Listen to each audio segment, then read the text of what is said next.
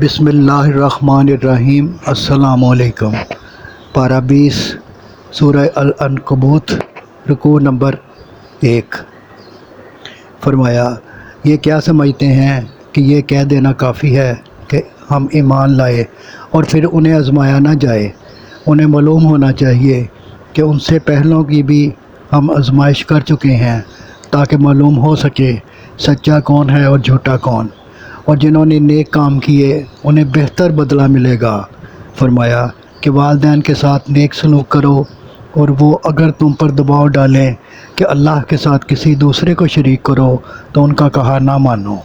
فرمایا کہ ایمان پر یقین کے ساتھ قائم رہو، ڈاواں ڈول نہ ہو، اور اللہ سب جانتا ہے۔ فرمایا کہ کوئی کسی کے گناہوں کا بوجھ نہیں اٹھا سکتا۔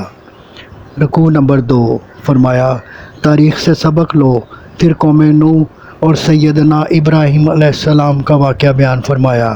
ارشاد ہوا کہ جنہیں تم اللہ کے سوا پوجتے ہو یہ تو تمہاری روزی کے مالک نہیں، اور اللہ ہی روزی رساں ہے، اسی کی بندگی کرو، شکر ادا کرو، وہی تمہیں دوبارہ پیدا کرے گا، وہ ہر شے پر قادر ہے، وہ جسے چاہے دکھ دے، جس پر چاہے رحم کرے، اس کے علاوہ کوئی حمایتی یا مددگار نہیں۔